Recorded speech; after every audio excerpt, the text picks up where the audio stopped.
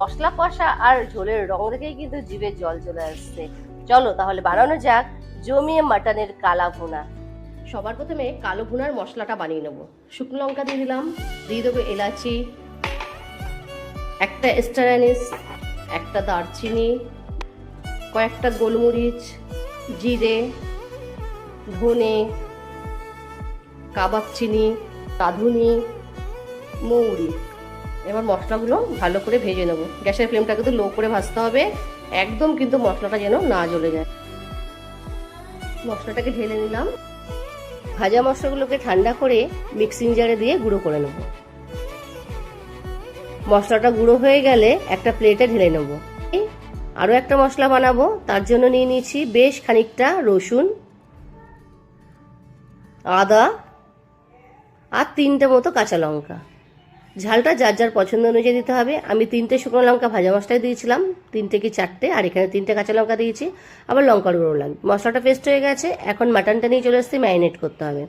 দিয়ে দিলাম নুন, স্বাদ অনুযায়ী নুন দিয়ে দিয়েছি, লেবুর রস দিয়ে দেবো, 1 বাটি টক দই দিয়ে দেবো, আদা রসুন কাঁচা লঙ্কার পেস্ট পুরোটাই দিয়ে দেবো যতটা বানিয়েছি। পরিমাণ মতো হলুদ গুঁড়ো, লাল লঙ্কার গুঁড়ো দিয়ে দেবো, ভাজা মশলার গুঁড়ো আর দিয়ে দেবো সর্ষের তেল। সব কিছু দিয়ে খুব ভালো করে কিন্তু ম্যারিনেট করতে হবে। আর মাখা হয়ে গেলে তোমরা 2 থেকে 3 ঘন্টার জন্য রেস্টে রাখবে, কিংবা ওভারনাইটও রাখতে পারো হাতে সময় থাকলে। আমার হাতে সময় নেই বলে আমি 45 মিনিট মতো রেস্টে রেখেছি, তারপরে কিন্তু মাটনটা রান্না করেছি। এখন মাটনের কালা ভুনার জন্য পেঁয়াজ কাটবো। এখানে আমি 700 গ্রাম মাটন নিয়েছি, তাই এখানে 4টে বড় সাইজের পেঁয়াজ নিয়েছি, প্রায় আধা কিলোর কাছে। এখন পেঁয়াজগুলোকে কেটে নেব। আর এই মাটন ভুনার স্বাদটা যে এতটাই ভালো হয়, তোমরা অবশ্যই ট্রাই করো, আর কেমন হয়েছে জানাতে ভুলো না। এখন গ্যাসের মধ্যে কড়াই বসিয়ে দেবো। সর্ষের তেল গরম করে নিয়ে দিয়ে দেবো 2টো তেজপাতা। তেলটা গরম হয়ে গেলে দিয়ে দেবো পেঁয়াজ। পেঁয়াজটা কিন্তু খুব ভালো করে লাল করে সময় ধরে ভাজতে হবে। পেঁয়াজটা লাল করে ভাজা হয়ে গেলে দিয়ে দেবো ম্যারিনেট করে রাখা মাটন।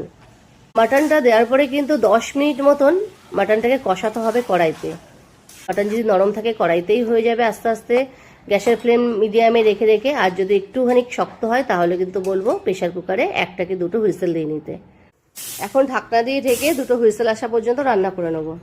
2টো হুইসেল এসে গেছে, এখন 5 মিনিট পরে ঢাকনাটা খুলে দেখাচ্ছি। দেখো মাটনের কালারটা কত সুন্দর এসছে। মাটনটা কিন্তু একদম রেডি হয়ে গেছে। তাও আমি একটু ভুনা যেহেতু বানাবো, যেহেতু কালা ভুনা, তাই 10 মিনিট মতন আবারও কড়াই ট্রান্সফার করে নিয়ে রান্না করব। কড়াইতে দিয়ে দিলাম 10 মিনিট, গ্যাসের ফ্লেম হাই করে কিন্তু আমি একটু গ্রেভিটা শুকিয়ে নেবো। মাটনটা একদম রেডি হয়ে গেছে, দেখতেই পাচ্ছ কালারটা কত সুন্দর এসছে। তো এখন মাটনটাকে ভেঙে দেখাচ্ছি।